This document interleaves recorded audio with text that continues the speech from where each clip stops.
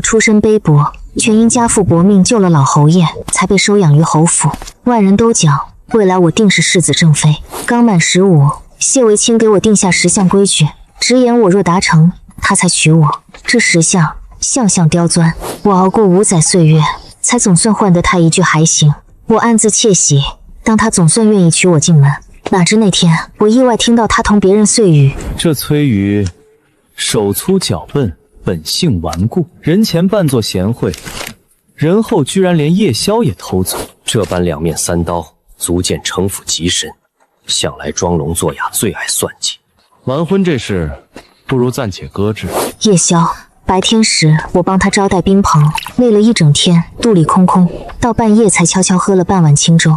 我伸手摸摸自身干瘪的脸庞，猛然顿悟了：若想当谢维清的夫人，恐怕得先去学修道。算了罢了，我宁可当我的凡间俗女吧。随即手书一封寄给外祖母，求她派人接我。信里仅留下一语：外祖母，阿鱼馋那太仓肉松熬鸭了。信送出门后，我全身上下轻松了许多。念及太仓肉松酥脆流油，姜鸭咸香入味，立马口水直流，连带着肠胃更加饥饿了几分。正琢磨着外祖母几时能遣人接我，珠帘一卷，跑去拿早点的丫头秋怡进屋了，双手空空，脸上挂着几缕迟疑。主子，她咬着嘴低声回话：世子讲，您昨夜早就用过宵夜，肚里计时，今天还得赴城南花市给老夫人挑花，路途漫长，恐您内急难忍，惹出乱子，因此早点就不用吃了。我垂下头，摸了摸自身唱空城计的肚皮，干瘪的指尖压在干瘪的下腹处，骨节分明的如5根枯枝。昨晚喝的那碗粥，估计早已经消化得一干二净了。叹了声气，交代秋怡去街上帮我买块桂花酥、海棠饼来，不管啥样，能垫肚子就行。秋怡应承一句，扭头想走。房门前，一个挺拔的身姿正好拦住了他的去向。谢维清面容冷峻，一袭黑色长袍衬得他如冰雪，但那张薄唇轻轻紧闭，双眸中满是打量。不能去，崔瑜，你昨天深夜早就喝过半碗粥了。千金小姐本来便不可重口腹之欢，你这般馋口，与市井长舌妇有何区别？我当你在侯门5载，早该懂了这条规矩的。5载，我自然晓得这条规矩。他定了10项铁律，头一条即是进食有度，不馋嘴巴。我耗费5载光阴，将自身从一个能干2碗饭的丫头，饿成如今这般风一刮便倒的鬼样子。昨天，谢维清摆席招待他的同窗挚友，我累了一整天，从清早筹备酒席，到中午清点食材，再到傍晚亲自接客，倒酒夹菜，应酬客套，每一位来客的偏好，我全都得记在脑中。累得脚不沾地，滴水未沾。他的朋友们举杯夸赞，夸我进退得当，礼数周全，把这酒局打理得毫无破绽。谢维清那时也点了头，破天荒地夸了一句还行。我居然为着这2个字暗自高兴了半天。众人散去，已到半夜，我饿得头晕，确实顶不住了，才去后厨要了半碗稀粥，清汤寡水煮的，连根咸菜都见不到，清的能倒映人脸，伴着昏黄的烛光，一勺一勺吞下肚。吃完粥，我忆起谢维清席间空腹灌了许多白酒，他陪客向来贪杯，我又怕他晚上烧心睡不着，就热了醒酒茶，亲自送到书房。刚到门外，竟听到他在房内和小厮闲扯。那崔瑜，人前知书达理，半夜还要再偷吃半碗米粥，这婚事不结也罢。我端着那碗醒酒茶，待在门外，猛然惊觉，原来这院里的一言一行，他全都看在眼里，记在心头。那半碗粥的事，我明明只和后厨的陈妈妈讲了一句，转身便传进他耳朵中。我悄悄把那碗醒酒汤搁在门外的石柱旁，扭头溜了。现在回想去，心头依旧隐隐作痛。我家父曾是侯爷帐下的一个侍卫，多亏侯爷看重提携，才总算混了几分颜面。5载前，侯爷领命南下治水，家父跟从。滚滚黄河之中，两人不巧双双落水。家父耗尽最后一把力气，把侯爷推举至水面一棵歪脖子枯树，自身却被大水吞没，连尸首都不曾捞到。侯爷侥幸捡回一条命。回京第一桩事，就是将我接到府内，专门安顿在后宅最棒的客房里。他摸着我的脸说：阿瑜，从今以后，这儿便是你的家。老夫人也待我极佳，她亲自帮我打理，又给我做裙子，怕我太拘谨，宽慰我。乖丫头，别慌，你家父是仗义之士，侯府欠下他的，这辈子也还不完。从此我便安顿了下来。侯府对我名唤义女，其实处处拿侯门千金的待遇相敬，日常花销同谢为清毫无差别。逢年过节，老夫人领我参加酒局，逢人就赞我知书达理。时间一长，全京城的人都清楚了。侯门那个丫头，日后是想当世子妃的。成年那天，谢为清破天荒正眼瞅我。崔瑜，你想当我的正妻？我抓紧了衣角，用力点点头。行吧。他掏出一叠纸，铺开在我眼前。我手上有10项规矩，你若能办到，我才娶你。我低手去瞧，得精通双面绣，织出鸳鸯戏水，栩栩如生。抚琴必须弹出高山流水，声声入耳。下棋必须同他连下3盘不认输。蝇头小字必须练得铁画银钩，自成一派。更有那女德家规，字字句句得倒背如流，得牢记在心。女德、女言、女貌、女功，缺一不可。连史书、传记中的故事也得倒背如流，借古喻今，约束自我举止。我一项一项望下去，指头慢慢发麻。这10项项项刁钻，犹如刻意找茬。但抬起脸迎上他那双冰冷的眸子，心率猛然漏了一拍。我鬼使神差地应了声：“行，我练。”他轻轻挑眉，仿佛有些吃惊，立马嗯了一声，站起走人。后来我才明白，这10项仅仅是开头，每年他都会突发奇想，再多塞几条。今年添一条，待客之时不可吃饭；明年添一条，早起必须早于他半个时辰打扮。但我那时候被他的俊朗外表迷了双眼，竟认为这些全都是值得的。爱慕上谢为清的确是一件极容易的事。他长得帅，家底厚，学识高，从头到脚找不出丝毫瑕疵。全京城的千金，10个中得有8个都暗自倾慕着他。我一个丫头，身无分文，能有福气配给他，已是别人抢都抢不到的缘分。因此5载内，我从一个连绣花都不懂的农村姑娘，学成了会织双面鸳鸯，会弹高山流水，能下棋3盘不输，能写一笔好字，能当场作诗，能品百茶的催才女。旁人都赞侯府教出了一个才女，但我现在不愿当才女了。世子，我本来就不是侯门的什么人，无非是借家父的挡灾之恩，被收留在院的丫头而已。昨天我受累一整天，滴水未沾，半夜饿得确实顶不住了，才去后厨要了半碗稀粥。咋的？侯门连半碗粥也得算计吗？谢为清面不改色，仅冷冷道：“崔瑜，10项规矩中有1项写得清清楚楚，待客之时，正事当以身作则，桌前不可吃饭，以显规矩。”但我不是正房，世子忘了吗？我连你的准媳妇都够不上，我无非是个住在侯门的外人，仅此而已。他的脸色黑了下去。崔瑜，你这副做派，恐是得再加一条规矩，不可违抗夫君之命。你的教养体度全忘到脑后去了。夫婿，咱俩何时成婚了？我没去再瞅他，转头喊道：“秋姨，走，再帮我添1碗豆腐，不对，2碗，甜的咸的我全要。”秋姨哎了一声，奔了出去。谢卫清的表情更难看了。豪门千金，谁家大清早吃这么多？我不服气，脱口而出：“世子前天还大清早吃肉喝汤，论规矩，你是不是也贪恋口腹之欢了？”话刚出口，我自己都惊了一惊。入府5载，我从没这般冲撞过他，他显然也没想到。盯着我瞧了半晌，眼底染上一抹火气，一挥袖袍，冷声道：“顽固不化。”我看这亲事，不如搁置吧。我望着那道笔挺的身影，猛然发声：“世子！”谢为清步伐微停，却并未转头。我同你几时有过亲事？周遭死寂极了，他的身姿僵在原地，等了有一阵子，才迈腿接着向前走。崔瑜，以后别哭着来找我低头。我笑了一声：“绝不会。”大清早一口气狂吃许多，我摸着微微隆起的肚皮，打了个心满意足的嗝。5载来破天荒吃的这般狂妄，饱是确实饱，可那种充实感竟惹我鼻头隐隐发酸。原来填饱肚子是这般快乐的一桩事。我本来就是贪吃之人，幼年时在太仓，外祖母总讲我投错了胎，硬生在灶王爷身边。街头的双凤羊肉面，河畔的蜜藕，外祖母锅里炖着的鸭，哪一件不是人间美味？贪吃是本性，但谢维清偏偏当成耻辱，真是奇葩。他难道不进食吗？天天风餐露宿，吞云吐雾，好似不沾凡间尘埃。这种严苛的戒律，恐只能讨个神女进门了，还得是那种不吃杂粮、不碰油烟、连露水都不用沾的神女。我摇了摇脑，起身来到梳妆台前，从柜子最底层找出那叠纸，上面是他一撇一捺的笔记，工整漂亮，写满了半辈子也背不完的规矩。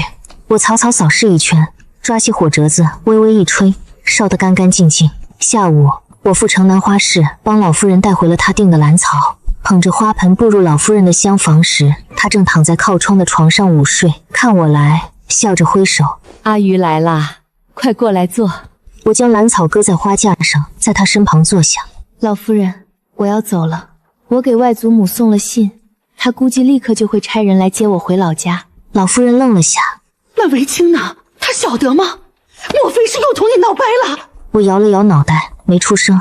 她望着我的面容，啥都看透了，重叹了声气：“阿鱼，你听我讲，他给你立的那些烂规矩实在太离谱了。什么饭桌不可吃饭，什么非得学透双面绣，咱家侯门没这种破规矩，你完全可以不去理的。”我懂的，他不止一次劝过我。第一载，我为了练双面绣刺得满手是伤，他心疼地讲：“阿鱼，别练了，侯府不重这个。”但我那时候满脑满眼全是谢维清，以为只要能办到他设的条条，他便会多看我半眼，就会要我，是我鬼迷心窍，怪不得旁人。现在挨了5载的罪，总算醒了。夫人，我严肃地望着他：“带我回到太仓，我给您沏套麻将来。”老夫人诧异：“麻将那是何物？”“对。”我乐起来，眉眼弯弯的：“家母曾经可是牌局里的老手，在太仓那条巷子里打遍无敌，他把技术全交给了我，待我把麻将送来，再将玩法一字一句抄下来传给您。”我面上透着几丝骄傲：“等哪天您练熟了，过节的时候杀老侯爷他们个落花流水。”老夫人被我惹得扑哧一笑：“真假？”“不假。”她眼神温柔极了。“行吧，若有机会，我也会去太仓找你。听闻太仓那头也是牛郎织女的下凡处呢。”“是啊。”我点点手。7月初7比别地都繁华，届时候我领您去赏灯，去吃糕点，去看女儿节的排场。太仓才是烟火人间。说来也奇，才过几天功夫，我的面色竟红润了不少。铜镜当中那个面庞微微有肉、双眸亮晶晶的丫头，看着竟有些眼生了。上街闲逛也不会像以往那般走2步便传。今天是端阳节，谢维清自从那天闹了小矛盾后，好似一直在盼我低声下气。以往过节，他总会早早安排我摆席，累得脚不沾地。今年倒巧，他一语不发，大清早就逛街去了。我也落得清闲，换了件轻便的短打，带上几两散碎银，领着秋姨就朝江边去了。皇城的端午实在是喧闹，顺江两旁茶馆、酒舍挂满着红绸，市井气中艾草与菖蒲的香气混杂，扑面而来。孩童们举着5色麻绳绑成的花粽子，冒着跑过青灰石板。我正瞧得入迷，猛然听到一阵敲锣打鼓，抬头一看，居然是一帮太仓来的老乡们在舞龙狮。我挤在人群中鼓掌叫好，喉咙都快喊破了。镜头上来了，凑到跟前，摸出几两小碎银，递给带头的班主，搭腔：“这位老兄，能不能准我也耍2下？”班主仔细打量了我一圈，满心好奇：“丫头也懂？小时候爱看，就练了几年，只是太久没玩了，不知生疏没有。”又是在太仓，邻里有个舞狮子的老师傅，看我天天跟在他屁股后头跑，就教我比划2手。那时候我身板轻，胆量也大，上房揭瓦，比小子还皮。班主迟疑了片刻，把狮头递了过来，我拿过来，朝头顶一扣，猛吸一口气，伴着锣鼓声又响，把一套狮子戏球耍得酣畅淋漓。周边爆发出一阵喝彩声，铜板掉入盘中，堆得满满当当。我全身上下热了起来，干脆把狮头也扔了，扎起个马步，当场又打了一套白猿通背拳。打完后，秋姨在一旁急得跳脚：“主子，您这是发哪门疯？被人瞧见了！”“瞧见就瞧见。”我拿过他递来的毛巾，随意抹了一把汗。正当这时候，漫不经心的一瞅，发现了人群里的一张脸。谢维清呆在3尺开外，面色早就发青。他身旁陪着2、3个狐朋，还有国公府的3000金无限好。他从小被捧在手心里惯着，骄纵明媚，从不掩饰自己对谢维清的爱意，喜欢缠着谢维清，全京城都清楚，更不在意旁人怎么议。此刻，无限好正瞪大双眼盯着我，好半晌才憋出一句：“谢公子，那不是你家院的崔姑娘吗？她平时里不是最重礼数的吗？如何混在街头里，又是舞狮又是打拳的？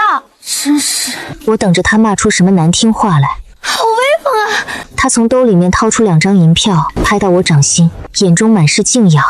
崔姑娘，100两，你带我行不行？我抹了把汗，笑着说：“多谢吴姑娘。”话音未落，谢维清的动静传来。崔瑜，你在这里干什么？世子没瞧见。我瞧见了。他满身寒意盘旋，血管隐隐暴起。你简直是不成规矩！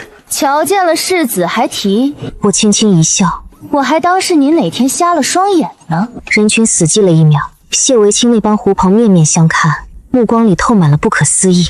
毕竟在他们记忆中，我永远是那个温顺听话、知书达理的崔瑜。怎么会在大庭广众之中顶着狮头蹦来跳去，还当街挥拳同世子吵架？秋怡在我身后吓得脸都青了，我倒只觉得痛快。谢维清瞪着我，沉声下令：“崔瑜，回府抄签字悔过书，否则我……否则什么？以前他最拿手的就是婚事搁浅，以后再议，拿捏得死死的。但现在我已经无所谓了，并且咱俩之间本就没定什么婚约。一个连准媳妇都够不上的人，提什么推迟？吴仔，我交过的签字悔过书不下100张，每一次都得规规矩矩，句句诚信。他拿了去，还得用红笔圈点，改完了，叫我站在他跟前，一字一顿背给他听。每到那时，我垂着头，嗓音打颤，恨不能把头塞进裤裆里。现在想想，他不像公子，倒像个骂人的教书先生，还是最刁钻、最不通情理的那种。我懒得再理，拽着秋怡就溜。主子！秋怡被我扯得跌跌撞撞，世子还待在后头呢，让他等着。我头也不回。今天端阳，我还没耍够。后头粘在我后背的目光，好似要把我刺穿了。在集上又逛了2个时辰，啃了粽子，买了香包，瞧了戏法，直到太阳落山，才满心欢喜地往回赶。快走到侯府镇门口时，刚好碰见一个高大的身影。那人面相清秀温和，眉宇间隐约是当年模样。表哥沈伯渊比以往高了不少，也瘦了点，可那双眸子依旧老样子，盯人的时候透着淡淡的喜气。我呆住了。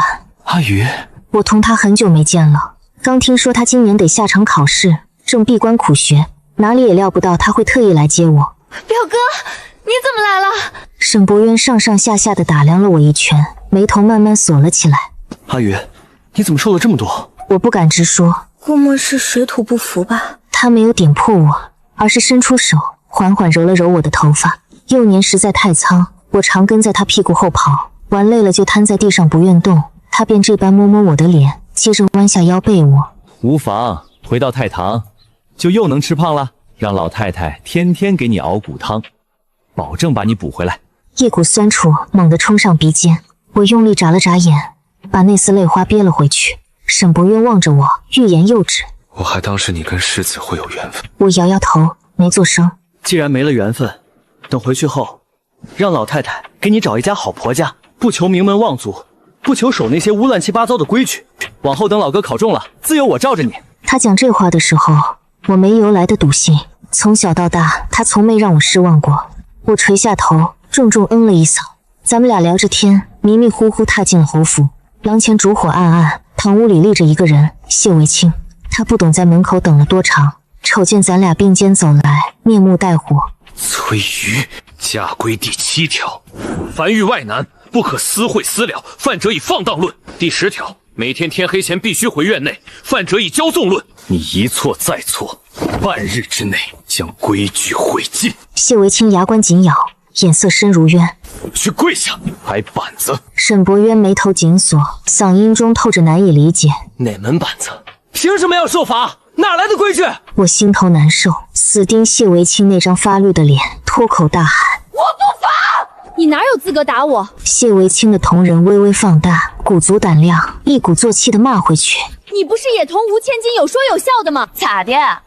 世子同别人卿卿我是风流，我同老哥聊两句话便是外男勾搭。他的面色红一阵白一阵，半晌猛地回头，冲背后的仆人怒吼：“去，把板子取来！”那仆人吓得一哆嗦，连滚带爬的跑了。等他拿来板子，谢维清态度不容置喙，伸手。沈伯渊一步挡在我身前，将我护在后背。他和谢维清身段相当，挺直了腰杆，温柔的眉眼间竟透了几分少见的怒意。世子，阿鱼犯下了哪条你这般苛责他？莫非是他在你侯门5载，你向来是这般对他的？谢维清并未答复。沈伯渊转过脸，望我的那一眼中有心酸，有悔恨。阿鱼生性跳脱，在老家时开朗顽皮，又说又笑。我一直好奇，怎么现在这般木讷，全是因为你。谢维清的脸色早就无法用难堪来概括了，他的视线从沈伯渊身前刮过，带着毫不避讳的冰冷和打量。他心甘情愿的，又跟你何干？我万万料不到，早前的心甘情愿，竟然叫我在他眼中下贱成泥。本以为真心换真心，却未料到，我一把推开沈伯渊，抬手抢过仆人手里的板子。5载了，这玩意抽过我多少回？每一回皆是他漫不经心的一句伸手，我便老实张开手掌，咬着牙根，一声不发地挨着。今天不愿忍了，我举起板子，趁他未回过神来，冲谢维清的手背打了下去。他呆立在当场，周围鸦雀无声。世子如此钟爱打人，何不先来以身作则？谢维清低下头，盯着自己通红的掌背，慢慢肿了起来。他瞪大了双眸，好似头一次看透我似的。崔宇，你狂妄！我将板子往地上一扔。世子，你抽我多少回了？我抽你一下你就扛不住了，今晚我就张狂了！你能把我咋地？你再敢动我试试看！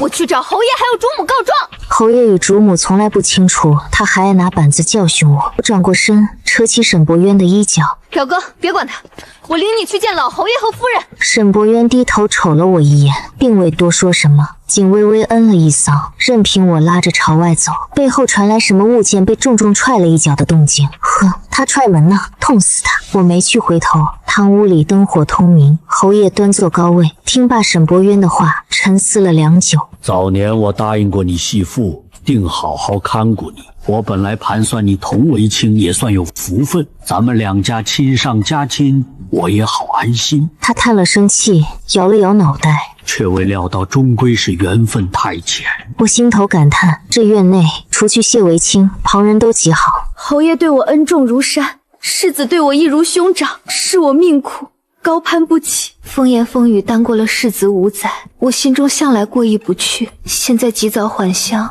也好不再毁他的清誉。这话讲得漂亮又圆滑，连我自己都快要相信了。老夫人坐在旁边，眼角红红的。阿鱼，既然没福分当我的好儿媳，做我的干女也挺好。你打算几时启程？明天。外祖母岁数大了，我盼尽早回乡尽孝。他未曾再苦留，仅是差人替我备下了一堆厚礼。我站起腰，作了揖，扭头朝外走。迈出门槛的一刹那，眼角猛然瞥见一道黑影。谢维清不知打哪时候守在了那里，他半张脸藏在阴影，半张脸被烛火照着，面容看不清晰，只当是他仿佛有些呆滞。我心头冒出这个念头，立马又压了回去。估计是我瞅错了，谢维清这家伙心思从不外泄，恼火也罢，讥讽也罢，永远憋在那副清高的面具之下，他咋个可能会发呆？你要溜！我停住步伐，回过脸，冲他轻轻点手。这阵日子麻烦世子了。随后从他手边走了去。沈伯渊在主君的招呼下搬进了客房，单身返回自己的闺房，认为从没有哪一秒比此刻更盼回太仓。第二天，老天不长眼，滴滴答答落起了雨。沈伯渊打着一把花布伞，正叫下人把最后一口箱子抬进车厢。我候在旁边，裙摆被雨水打湿了一片，心底却畅快极了。正在此时，背后响起脚步声，转身一望，是谢维清。他举着一柄白面纸伞，眼角仿佛有些乌青，脸色依然冷冷的，瞧不出什么波澜。老太太不知几时也出来了，立在门柱旁，冲我慈爱的乐了乐。阿鱼，道上不安全，前些时候那一段闹了山贼，你一个女孩子我实难安。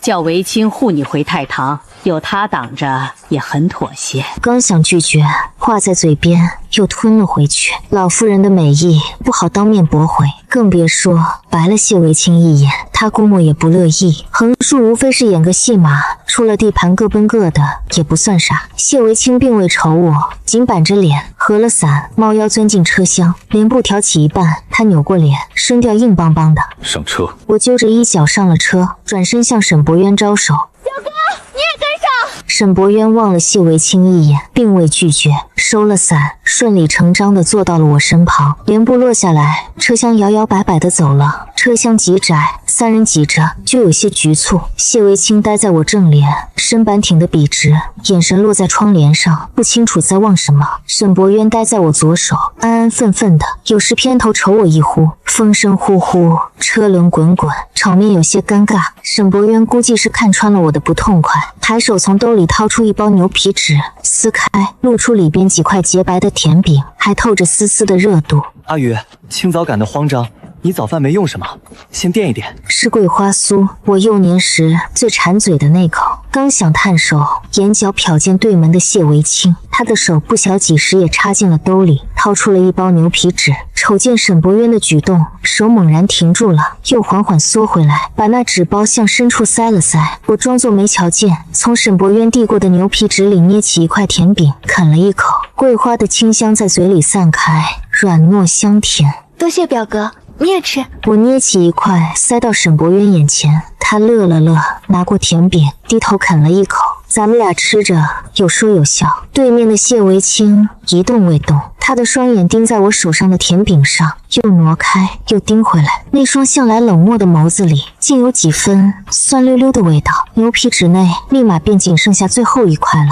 探手过去，指尖刚摸到甜饼的边角，对头飘来一声干咳。我仰面瞅向谢维清，他的视线瞥向一旁，盯着窗帘外的雨水，耳根却暗暗透出一抹暗红。我看透了。世子，你用饭没？我今早也未。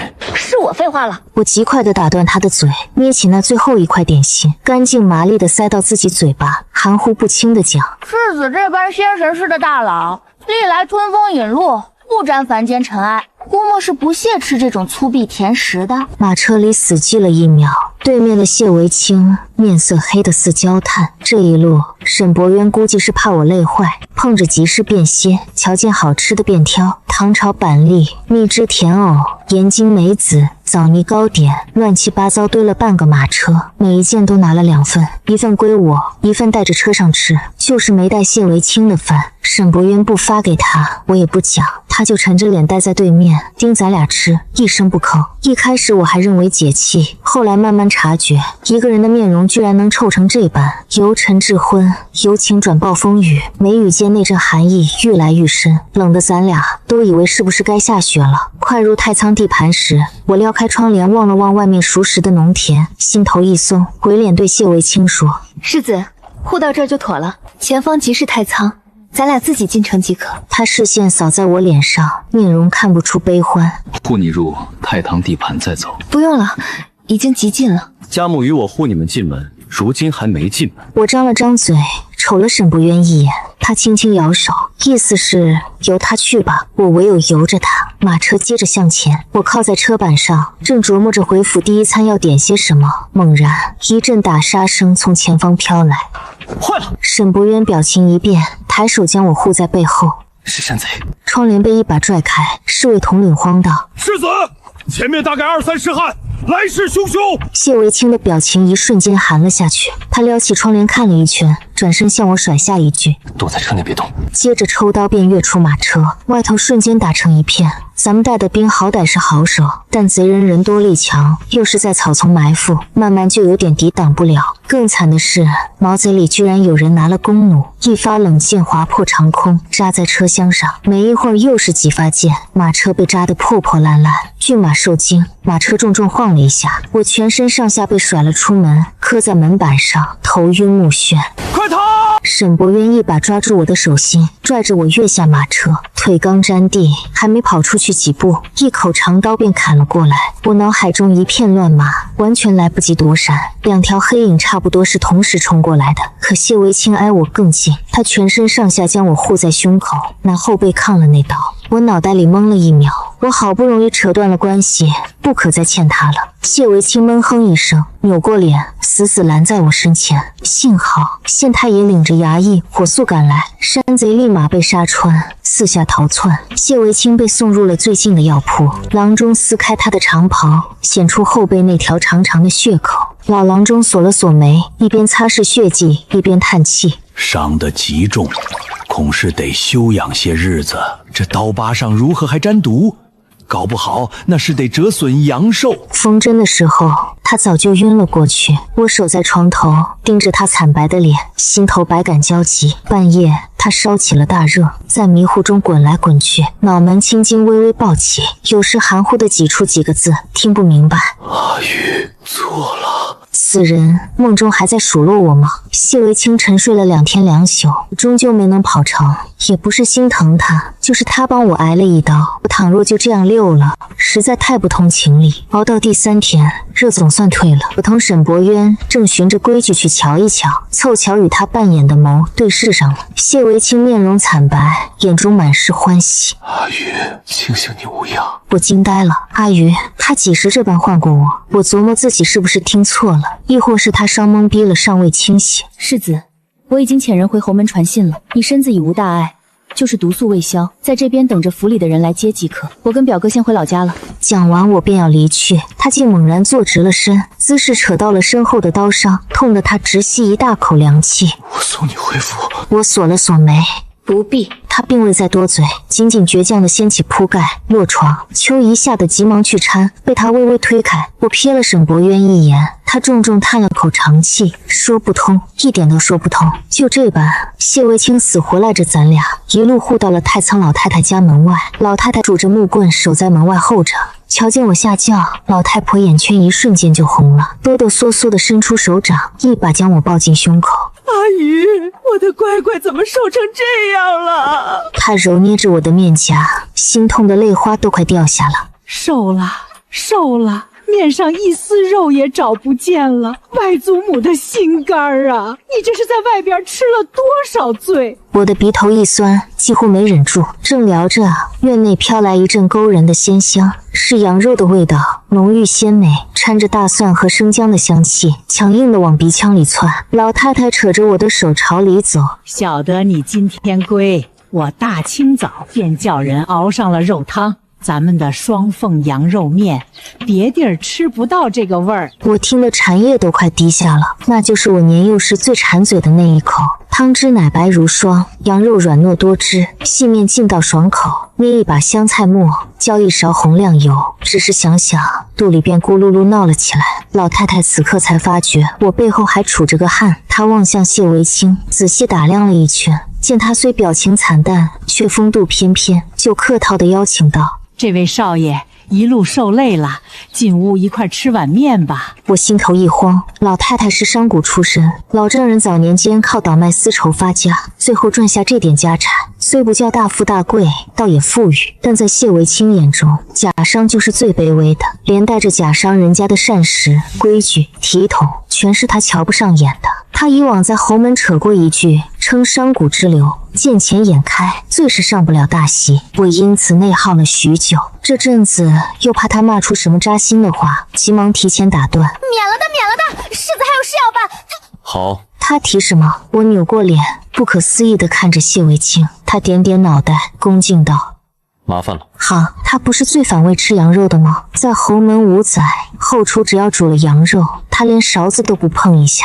有一次，我专门烧了一道葱爆羊杂，想惹他高兴，他仅瞄了一瞬，骂了句腥味太浓，就叫人端下去了。咋地？今天就行了。用饭的时候，他抓起勺子吃了一口羊杂面，手势微微一停。我当时他要扔下筷子了，心底居然已经准备了那句吃不惯就别吃了吧，却仅仅卡了那么1秒，就接着咽下肚了。一勺一勺慢条斯理，吃得干干净净。我死盯他瞅了半晌，总认为哪儿不对劲。饭毕，老太太攥着我的手，暗暗打听：阿玉，那位少爷是哪位？踟蹰了片刻，还是老实交代：外祖母，他是侯门公子谢维清。老太太有丝惊讶，连连点手。哎呀，原来是世子爷呀，生得可真俊，比画本里写的都好看。难得来一遭，必须留人家歇几天，好生伺候。赶忙低声劝他：老祖宗，他是世子，娇生惯养的，咱们这头他待不惯的。这话我讲的客气，其实他哪只是待不惯，他在侯府设的那些门道，哪一桩不是将平民百姓踩在脚跟下？如今要请他住下来，恐是比砍了他还难熬。老太太白了我一眼：人家大老远送你进门，还挂了彩，哪有让人家立马就滚的理？我还未来得及再讲什么，背后飘来一记冰冷的男声：好。一转身，谢维清不知打什么时候立在了廊下。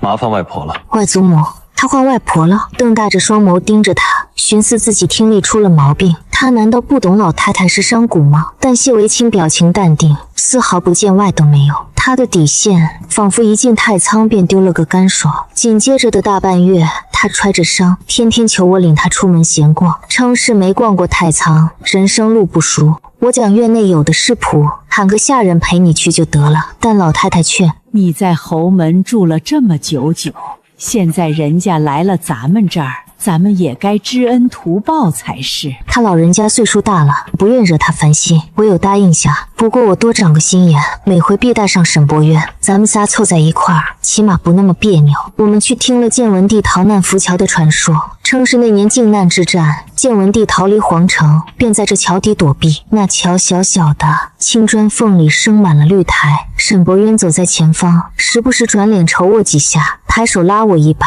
谢维清走在右手边，也递过手，只是我没去接。咱们又去了牛郎织女观，讲是太仓乃牛郎织女结缘之地，庙极小，老榕树上绑满了红绳，风一刮，摇摇晃晃的。我指着那棵树讲：年幼时岁岁气息都来绑红带，求神之女保佑我手巧。谢维清扫了我一圈，眼波中有什么杂念，起起落落。那段光阴里，我总认为后背有一束视线，悄无声息地黏着我。转身去瞧，谢维清就避开视线，盯着远方，脸上一派冷静。反观沈伯渊，永远会悄无声息地向前走半步，正好挡在我们中间。我装作啥子都没看穿。岁月一日日流逝，眼看着离乞巧越来越近了。侯府差来接驾的亲随早便到了，在客栈中待了好多天，盼着谢卫清回京，但谢维清不提走，他们也不敢催。这一天，府上到了位稀客之客，是吴宪豪。他一进屋便吵吵闹闹的，称是来请谢维清回京的，顺手来太仓逛逛，见见传闻中牛郎织女结缘的宝地。我瞧见他的轿子停在门外，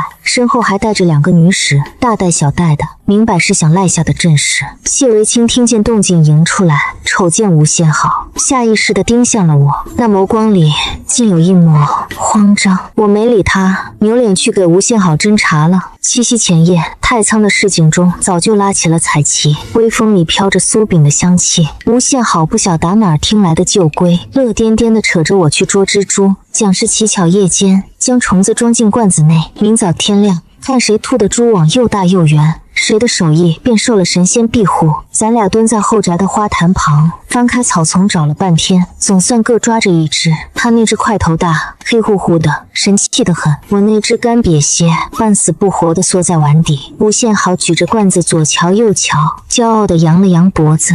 等着吧，明早我的丝网必比你的多。憋不住乐了，在侯门熬了5载，没人陪我玩过这个。七夕无非是多干几件刺绣活，多写几遍女德的时候。吴宪豪这几天说了谢维清2次，见他还没准备滚的念头，干脆也不催了。他倒是个看得透的主，随遇而安嘛，天天扯着我满大街的跑，啃甜藕，挑灯笼，瞧戏法，游集市，比我还像个本地人。咱俩并排坐在后宅的亭子中，跟前放着一盘糕点，2杯绿茶。他啃着瓜子，猛然侧脸瞅了我一眼，腔调里透着些许叹息：阿宇，我早前在侯门看你，总认为你年岁尚小，为何如此老气？步子慢慢的，嘴巴慢慢的，乐也不露齿，刻板的像个老太婆子。同我奶奶一样。我端着茶碗的手微微一停。之后端阳那天，看你在街头舞狮打拳，当真让我目瞪口呆。我当时就在猜，这才是崔瑜吗？以往那个是被精雕细别的木雕。阿宇，家母曾会写讲过一句话：姑娘家能够在爱慕人，能够倒追人，但绝不可将本身的魂丢了。我惊呆了，我何尝不是将自己弄丢了五载？安静了一阵子，低声问：那世子，你提谢公子？吴宪好大大咧咧的乐了。我是爱慕他啊，他长得俊俏，既孤高又有文采，谁不中意？但还不至于为了他将自己改头换面。同心悦的人凑在一块儿，是一同变好，彼此包容。今天我依顺你，明天你依顺我，这才叫过日子。倘只有一个人低头，那不就成丫鬟了？我一时间竟不懂该怎么讲。他活得这般明白，倒惹我有些吃惊。在侯门那几载，光晓得守本分、练女工，惹他高兴，从没料过原来还能换这种活法。既然倾慕一个人，不必将自己活成他的替身。对，因此我不爱慕了。话出口的一刹那，心底猛然宽了一分，莫名痛快。吴宪豪转过面来望我，眼神中透着几丝通透。难为你，竟然能看明白。我此番赴太藏，实际上是有盘算。我想找找这儿有没有教舞狮的高手，想认个师，练上2套。待年尾我奶奶贺寿的时候，给她老太婆露一手，包准她开心的合不拢嘴。他说着，还比划了一个翻跟头的姿势，惹得我笑出了声。至于旁的嘛，吴宪豪猛然凑近了些，眉眼弯弯的，透着几丝调皮的喜气。我这丫头爱美色，碰见帅的全看上。他向院落扬了扬脖子。你那老哥沈伯渊长得也蛮帅的嘛，我瞧着很顺眼。话音才落，背后飘来一声咳嗽。咱们一块回头。谢维清与沈伯渊不知打什么时候处在了庭外的角落处，一个神情暗淡，牙关紧咬，犹如遭到了什么痛击；另一个满脸通红，手忙脚乱地立在那里，视线不清楚该往哪儿挪。吴宪好倒是一丝不乱，刻意冲他们招了招手。哟，全听见了？他乐呵呵地添了一嘴。那我再讲一遍，沈公子，你真帅！沈伯渊的耳根烫得快要滴血了。七巧节，太仓的夜繁华无比，护城河两边挑满了彩灯，连作一片绚丽的银河，欢呼与爆竹声混作一团，闹哄哄的直往人胸口冲。吴宪好左手搂着我，右手挑着钢斗灯迎来的狐狸灯，激动的面庞发红。沈伯渊跟在他身旁，怀内抱着他迎来的各样小物件儿，哭笑不得。谢维清缩在最后头，一语不发。我乐，他也乐。我慢下来赏花灯，他也慢下来。我瞧上一把走马灯，他抬手去掏银两，我早就自己付了账，拎着灯溜远了。他的手僵在那里，又缓缓垂了下去。这般的状况一路上演了许多次。吴宪好在身侧暗暗同我讲悄悄话。他咋个像个尾巴似的？我未回话，挑着灯往前走。炮竹是在护城河的石桥头放的，炸裂的时候，路人齐声尖叫，被路人推着，迷迷糊糊退到了桥头的石柱边。盼看得更远些，就踩着石雕旁的一块垫脚的砖头，踮起脚尖朝远方望，迷迷糊糊瞧得走了神，脚底却忽然一滑，砖头歪了，身子猛地向后一倾，还未来得及喊救命，全身上下便翻过了石栏，扑通一下砸进了河里，灌了一大口水，死命挣扎。慌乱中听闻岸上有人叫，有人掉河了，紧接着又是一记落水声，有人跃下来了，一双大手从后背抱住我的腰，死命将我向上举，被拉到了岸边。岸上的客七手八脚地将我捞上去，一套长衫从天而降，包住了我。扬起脸，我认出了他的脸，棱角分明的轮廓，被北地风沙吹打过的面容，一双漆黑的眸子正又慌又心碎地盯着我。我惊呆了。阿宇，他蹲下身，用长衫帮我抹面上的泥，举动粗糙却温和。为何这般不留神？你啥子时候返乡的？今早。他乐了乐，露出2颗尖牙。才归便撞上了乞巧，寻思出门逛逛，没料到一上街就瞧见有人坠河里，仔细一盯，是你。他是林雨生，隔壁街坊的林家兄长，幼年时常领着我上树捞虾、甩纸鸢。往后他爹奔赴边疆，全家搬走了，到最后便断了书信，呆呆地望着他。你去了何方？北地。如今混了个武将，不怎么地。但好歹能养活大家了。他猛然严肃地盯着我。阿宇，你幼年时讲偏爱霸气侧漏的武将，能在你遇难的时候拉你。林雨生扬起嘴脸。你瞅我像不像？我的心猛地蹦了一下，他居然不忘我胡乱扯的那些疯话，不忘好些年前那个梳着2个辫跟在他后背叫林哥哥的小丫头。像。林雨生的双眸一瞬间亮了，就在这一刻间，又一束炮仗在半空中裂开，火光照亮了江面，照亮了江底的那家伙。谢维清不懂几时功夫也跳进了水，他一动不动地盯着咱们，傻傻的，好似丢了什么宝贝。爆竹的光打在他脸上，明明暗暗。我抓紧了身上的外套，瞅着他，并未开口。第二天清早，谢维清总算要滚了，他身后的疤尚未愈合，站久了身子微微弓着，面目比昨天更寡白了几分。无限好早便快一步钻入那马车，探脸瞄了他一眼，又瞄瞄我，识相地遮住了窗子。我迎他到门外，他立在那里，瞅了我半天，才张嘴，嗓音早就沙哑。阿玉，倘若我讲我进京便跟爹娘提要你，我还有希望吗？我望着他，心底未生丝毫的波澜。世子，过往如烟，你替我挡刀，已还清了家父的旧情，并且这回返乡，主母赐了我许多珍品，自此往后，你我互不亏欠。他的脸灰了一秒，过了半晌，唇角向外扯了扯。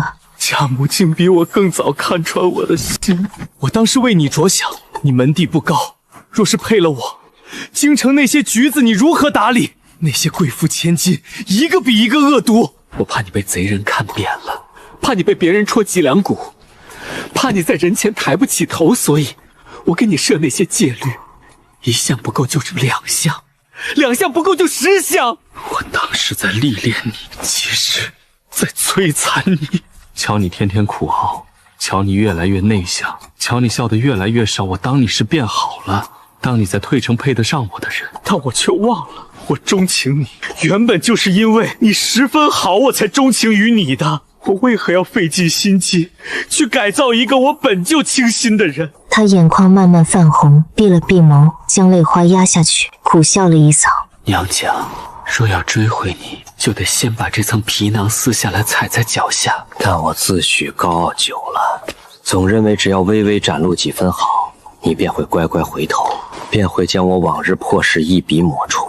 谢维清盯着我，可如今我才明白，你的心早就碎了，不管我补什么都拉不补回来了。街头飘来早铺叫卖的吆喝声，凡间烟火气扑鼻而来。他就守在那一片喧闹与繁华之中，孤零零的一个人，低下眸子，冲他行了一礼。世子，一路平安。扭头朝回走，迈进大门的时候，听闻后背传来马车离去的动静，越来越远。门框下，外祖母捧着半盆刚出锅的羊杂粉，正候着我，热气腾腾的，鲜香扑鼻。阿鱼，趁热吃。我端过碗，低头灌了一口汤，显得我眼眉几乎掉下来，暖烘烘的从嗓子一路滑落肚中。外祖母真美味。她笑着揉了揉我的头，美味就多吃点儿，往后天天给你煮。